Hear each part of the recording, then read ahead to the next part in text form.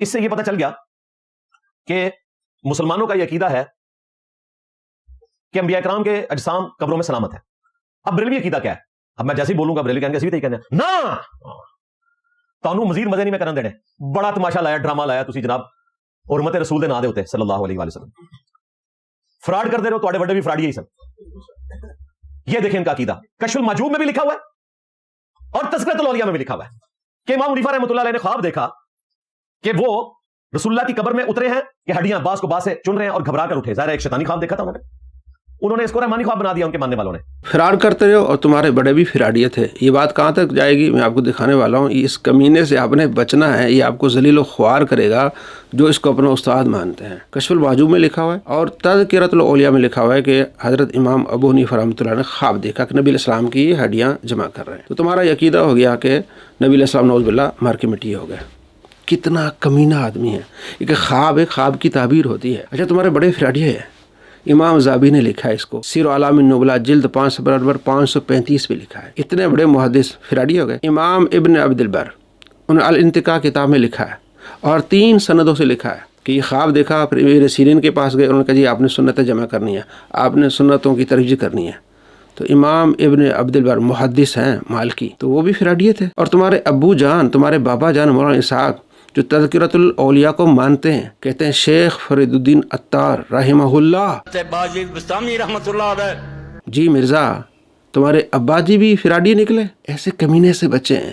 اب یہ بریلویوں کا عقیدہ، بھئی کمینے آدمی آپ نے یہ دکھانا تھا کہ جناب 1896 کے بعد جو بریلوی ان کا یہ عقیدہ ہے. یہ کہتا ہے کہ 1896 سے پہلے کوئی دنیا میں بریلوی نہیں تھا اور اس سے پہلے مسلمان دیکھنے تو ہمیں دیکھ لیں. بھئی ہمیں دیکھ لیں تو یہ تو تذکرۃ الاولیاء اور کشف المحجوب یہ تو 1896 سے پہلے کی ہے. تو کہتا ہے ہمیں دیکھ لیں، اس سے پہلے مسلمان دیکھیں، بریلوی تو بعد کے ہیں. یہ اس کو ہمارا الزامی جواب ہے اسی کی ویڈیو سے. تو کہتا ہے کہ جناب علی بریلویوں کا عقیدہ ہے بریلوی تو 1896 کے بعد ہیں، اس سے پہلے یہ تذکرۃ الاولیاء کہ جی یہ کیڑا چاہو دیوبند اوڑا 1867 میں جو بنا تھا مدرسہ، اس سے پہلے دنیا میں کوئی دیوبندی نہیں تھا.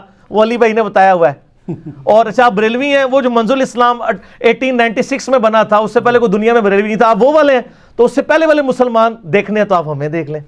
آپ تو ان کو ہی ڈر ہے. تذکرۃ الاولیاء 12ویں صدی عیسوی کی کتاب ہے. تو بریلوی تو 1896 کے بعد آئے. بات سمجھ رہے ہیں نا؟ اپنے فتوے سے گستاخ ہوا کہ نہیں ہوا. اور ٹائٹل کیا دیا ہے امام احمد رضا کے 12 عقیدے. آپ نے ان کا حوالہ دینا تھا نا فتاوی رضویہ کے، ان کی کتاب کا.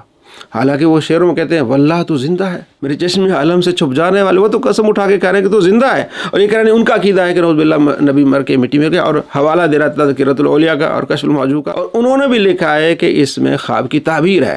خواب کی تعبیر ہوتی ہے. اگر آپ نے خواب پر فتوے لگانے ہیں تو آپ نعوذ باللہ خدا پر فتوے لگائیں گے، قرآن پر فتوے لگائیں گے. حضرت یوسف علیہ السلام نے خواب دیکھا کہ مجھے چاند ستارے سجدہ کر رہے ہیں. اور سورہ حج میں اللہ فرماتا ہے کہ اللہ کو چاند ستارے سورج سجدہ کرتے ہیں. تو حضرت یوسف علیہ السلام نے خواب دیکھا تو نعوذ باللہ پھر شرک ہو گیا کہ وہ تو سورج چاند ستارے تو خدا کو سجدہ کرتے ہیں، یوسف علیہ السلام کو سجدہ کیسے انہوں نے کیا؟ اس کی تعبیر ہے. سورہ یوسف کے اینڈ پہ لکھا ہوا ہے کہ ان کے بھائیوں نے ان کو سجدہ کیا. اس کی خواب کی تعبیر ہوتی ہے.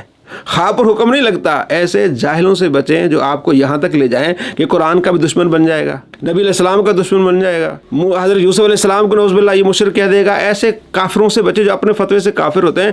امام زابی نے اپنی کتاب میں یہ واقعہ لکھا ہے. کسی کتاب میں واقعے کا آ جانا کا یہ عقیدہ بن جاتا ہے، حالانکہ اس کی تعبیر کر رہے ہیں امام ابن عبد البر تعبیر کر رہے ہیں. اور اسی کا فتویٰ دیکھ لیں. اپنی باری میں جب آتی ہے سے پوچھا گیا کہ جناب علی یہ کچھ لوگ تو کہتے ہیں کہ بخاری میں گستاخانہ عبارات ہیں. بخاری مسلم کی کئی ایسی حدیث ہیں جو کہ جتنے گستاخانے رسول دنیا میں گزرے ہیں وہ سارے انہی کو کوٹ کری جا رہے ہیں. قاری نیب ڈار صاحب نے کہا جی میں نہیں مانتا ان کو، سندھوں کی چھوڑ دو میں نہیں مانتا. جیسے آپ نے کہا طریف علی، ان کا آپ کیوں دفاع کرتے ہیں؟ ہم احادیث کی تعبیر کرتے ہیں. میں بار بار بھی کہوں گا نیب ڈار صاحب کو بھی، غامدی صاحب اور ان کے ساتھیوں کو، کہ اگر ان کی بنیاد کے اوپر کسی مسلمان نے غلط عقیدے بنا لیے ہوئے نا پھر آپ ضرور مسلمانوں کے اوپر ٹونٹ کریں. ہاں جی، آپ تب مسلمانوں میں ٹونٹ کریں جو مسلمانوں نے عقیدے بنا لیے. یعنی بخاری میں ایسی روایت آ جائے جس کے بارے میں مخالفین یہ کہیں کہ اس میں گستاخیاں ہیں، اور شیعہ کہتے ہیں سب سے زیادہ اگر گستاخیاں ہیں تو بخاری میں ہیں کہ اللہ تبارک و تعالیٰ نے جو ہے جہنم میں پاؤں ڈال دیا اور تب جہنم اس کا جا کے پیٹ بھرا. یہ مسلم میں بھی ہے बुखारी में भी है। तो वो कहते हैं सबसे ज़्यादा गुस्ताखी तो बुखारी में है, तो आप मान जाएंगे आप गुस्ताख हैं क्योंकि आप कहते हैं कि मेरे बाबा जी हैं, हम तो सबको मानते हैं। तो ये कह रहा है कि मुसलमानों को टोंट नहीं करेंगे जब तक उन अहादीस पर उन्होंने अकीदे बना लिए हैं। तो क्या इस वाक़े पर किसी मुसलमान ने अकीदा ये बनाया अहले सुन्नत में कि नऊज़ुबिल्लाह नबी अलैहिस्सलाम मिट्टी में मिल गए हैं? नहीं, अहले सुन्नत तो कहते हैं तू वल्लाह जिंदा, ये झूठ बांध रहा है, ये झूठा आदमी है, कमीना आदमी है, ऐसे कमीनों से आपने बचना है। और इसका फतवा कहाँ तक पहुँच गया? इमाम ज़हबी तक, इमाम इब्न अब्द बर तक, और इसके बाबा जी तक पहुँचा जो इस किताब को मान रहे हैं। तो सबसे पहले इसके फतवे से इसके बाबा जी काफिर हो गए, और काफिर को अपना नायब कहने वाला, मैं उनका नायब हूँ मौलाना साहब का, तो ऐसे काफिर का नायब बनने वाला काफिर होगा कि नहीं होगा? अपने फतवे से गया कि नहीं गया? लो सांभो। प्यारे नबी सल्लल्लाहु तआला अलैहि वसल्लम फरमाते हैं नद्दरल्लाह अब्दन सामिअ मक़ालती फ़हाफ़िज़हा व आहा व अद्दाहा। अल्लाह करीम उसके चेहरे को तरोताज़ा करे जिसने मेरे हदीस को सुना, याद किया, आगे पहुँचाया। तो आप सल्लल्लाहु तआला अलैहि वसल्लम की ये जामे दुआ है कि अल्लाह उसको खुश आबाद रखे जो मेरी हदीस को सुनता है, याद करता है, आगे पहुंचाता है। तो आप सल्लल्लाहु तआला अलैहि वसल्लम की ये दुआ हम हासिल कर सकते हैं, उसका एक ज़रिया है दौरा सही बुखारी में शामिल होना।